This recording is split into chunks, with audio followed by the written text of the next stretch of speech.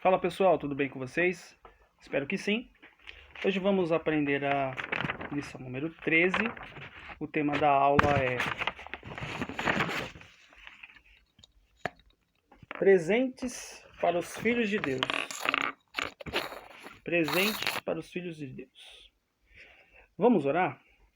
Senhor meu Deus, muito obrigado por mais um dia. Pedimos que o Senhor nos abençoe nesta manhã. Obrigado por este momento de meditação, de leitura da Tua Palavra e que o Senhor possa nos iluminar a compreensão dos textos. Que o Senhor nos abençoe. Amém. Bom, lição número 13. Já escrevam aí o mistério. O mistério de hoje é como são chamados os presentes que Deus dá a seus filhos e para que serve. Como são chamados os presentes que Deus dá a seus filhos e para que servem. Vou pedir também para que vocês leiam a primeira carta de Coríntios, capítulo 12, leiam inteiro e depois voltem para o vídeo, tá? Voltem para o vídeo. Bom, na aula passada aprendemos sobre símbolos e mais símbolos, né? Nesta aula também vamos aprender um símbolo que o apóstolo Paulo utiliza em 1 Coríntios capítulo 12, tá? E é importante a gente rever esta carta porque vamos responder esse mistério e vamos entender o tema da aula de hoje. Então, no verso 12, no capítulo 12, Paulo ele vai utilizar o corpo humano como exemplo para que seja uma aplicação para a Igreja de Cristo. Paulo vai dizer que o corpo humano ele é um corpo e dentro desse corpo existe vários membros. E que cada membro é diferente um do outro. E que esses membros têm também funções diferentes um do outro. E a ideia de Paulo é que ele chegar nessa aplicação na Igreja de Cristo. Ele fala que existe irmãos diferentes e que vão exercer funções diferentes, mas que isso é motivo de união, não de separação. Ele fala que da mesma forma que os membros do corpo eles são juntos, inseparáveis, o corpo de Cristo também deve ser dessa mesma maneira. Então, no verso 13, Paulo ele vai apelar, não vou falar apelar, mas Paulo vai lembrar esses irmãos de que quando os irmãos responderam à fé em Cristo, eles passaram pelo batismo. E quando eles passam por esse batismo, eles são unidos com Cristo. Ou seja, eles são um com Cristo. E essa unidade ela é junto com outros irmãos que passaram por esse batismo. Então, esses dois versículos logo de começo aí, o versículo 12 e o 13, é justamente Paulo dizendo aí a importância da unidade, certo? Tem um cântico que na igreja inúmeras vezes já cantamos esse cântico, eu não sei o nome da música, mas ele diz assim, somos os teus pés andando em toda parte, somos tuas mãos curando e abençoando, somos os teus olhos à procura do perdido, aflito, não me lembro, não me recordo, e somos a tua boca proclamando o reino de Deus. E a ideia é justamente essa, né, de quando o mundo olha para a igreja, eles devem ver em mim e em você o próprio Cristo. Somos representantes de Cristo. E só somos representantes de Cristo quando essa união ela realmente funciona como um corpo. Se um membro de um corpo falta, esse corpo não é mais saudável. E a mesma forma, a igreja de Cristo, o corpo de Cristo, deve ter essa união. E Paulo destaca nesses textos, tá? Bom, Paulo depois, no verso 15, ele volta novamente usando o corpo humano como exemplo. E ele quer fazer uma aplicação muito básica. No verso 15, já vamos entrar agora nos dons espirituais, a importância deles e motivo deles. Então, Paulo, ele vai usar no verso 15, podem ler depois lá, novamente, que Paulo ele usa dois membros de um corpo. Um com uma posição mais inferior, que ele vai usar aí os pés, né? E é uma outra com uma maior posição do que dos pés.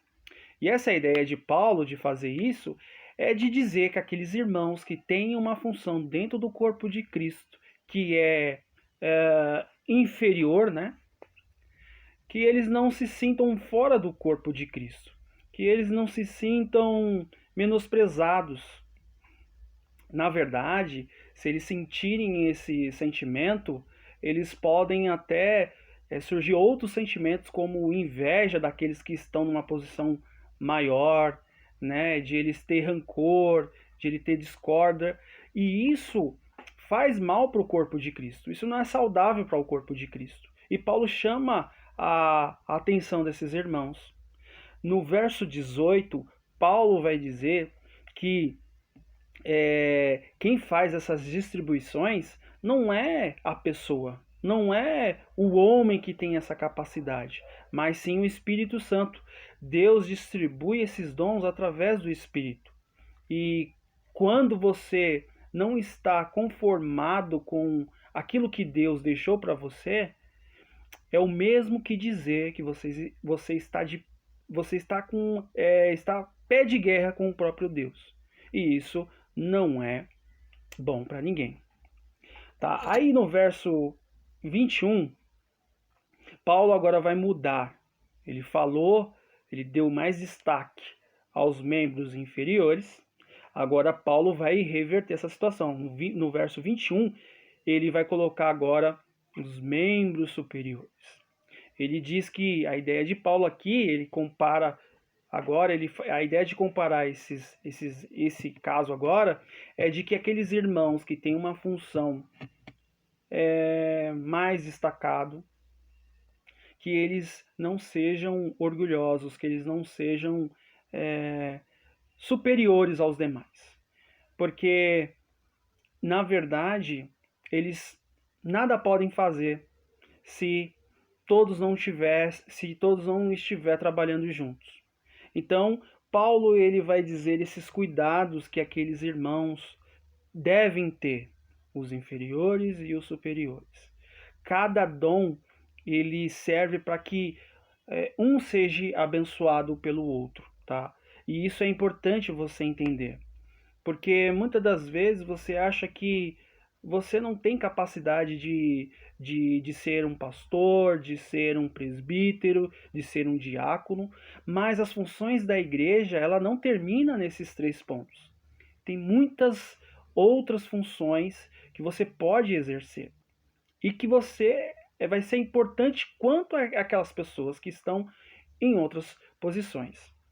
Eu vou contar aqui um exemplo muito rápido, assim, básico que aconteceu comigo, tá? E que isso pode nos ajudar agora. Eu fui indicado na última eleição para ser diácono, tá? E eu não fui eleito. Bom, eu poderia prejudicar o corpo de Cristo. Como? Eu poderia ficar com raiva de Deus. Eu poderia ficar com raiva da igreja. Ah, porque a igreja não me elegeu. Eu poderia sentir inveja daqueles que foram eleitos. Mas como eu entendo esse princípio que Paulo está colocando aqui em 1 Coríntios capítulo 12, eu sei que não só existe essas funções dentro da igreja, que tem outras funções. Tanto que é que logo em seguida eu fui eleito para ser secretário da UPH. E não só isso, alguns meses para frente eu me tornei professor da classe de Joias de Cristo. E estou até hoje aqui. Então, esse exemplo eu estou dando para vocês, para que vocês entendam que não existe só uma função dentro da igreja. Não se prenda a uma função. tem muitas outras funções, né? Tem gente que sabe tocar, que toque. Tem pessoas que sabem cantar, que cante. Então, tem pessoas que Deus distribui aquele específico dom para que a pessoa exerça. Então, não se prenda a um dom específico, ok? Então, vimos que Deus distribui individualmente os dons através do seu Santo Espírito, à igreja, e que isso é de acordo com a vontade de Deus, e por isso nós, como igreja, como corpo de Cristo, devemos amar uns aos outros, tá? Sem superioridade e sem inveja daqueles que estão ali na frente. Tá bom? Então vamos responder o mistério? Então o mistério ele vai ficar dessa forma. A resposta do mistério, né? Vamos ler o mistério novamente? Como são chamados os presentes que Deus dá a seus filhos e para que servem? Resposta: são chamados dons espirituais e servem para promover união e ajuda mútua.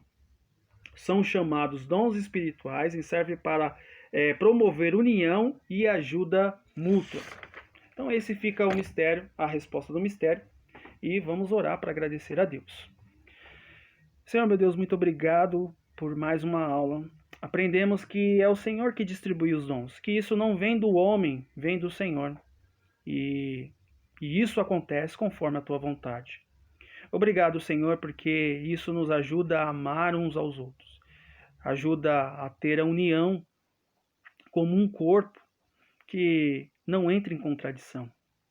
Senhor, nos abençoe para que cada um de nós possamos ter esse entendimento e que possamos procurar esses dons, esses presentes que o Senhor tem preparado para nós. Ajude a cada um deles a encontrar o seu dom. Que o Senhor possa nos abençoar e nos ajudar na meditação, na leitura da tua palavra e na oração. Em nome de Jesus. Amém.